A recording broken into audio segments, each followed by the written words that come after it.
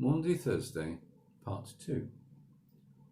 Our second story this evening is set later at the night in a courtyard in the house of the chief of priests. We knew something was up because all the guards suddenly left in the middle of the night, and they took one of the band of Galileans. Judas by name was with them. He's a funny one, that Judas. Never been too sure about him when he visited. He seemed a bit shifty.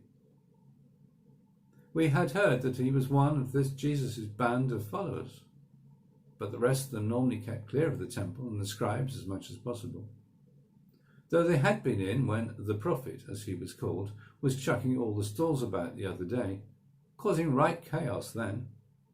But something special also happened. He healed people. We saw it with our own eyes. But tonight, well, something was up. This Judas looked both delighted and sad. Wasn't long before they came back with the prophet, but Judas wasn't with them. Someone said that he had been well paid to tell the guards of a quiet place to arrest the man.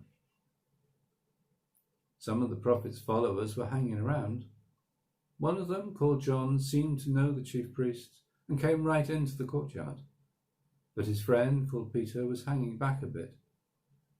They were the only ones. We guessed the others had run away. Well, good riddance to them.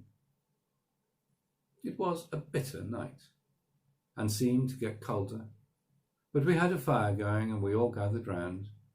The prophet's two followers were also in the yard, trying to keep out of the wind and nearer to the fire. One of the girls who served here challenged Peter and said, "Aren't you one of his followers?"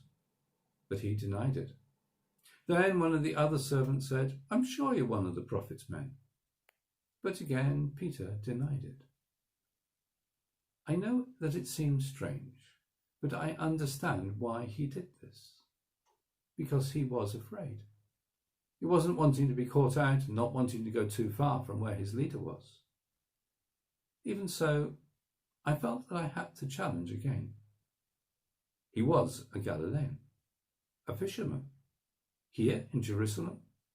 Surely he was a follower of the Galilean prophet. Yet again he denied it, as if we hadn't seen them with Jesus before. Just then a cockerel crowed, and Jesus turned and looked at Peter. And Peter fled in tears. And this is the end of our second reflection for Maundy Thursday.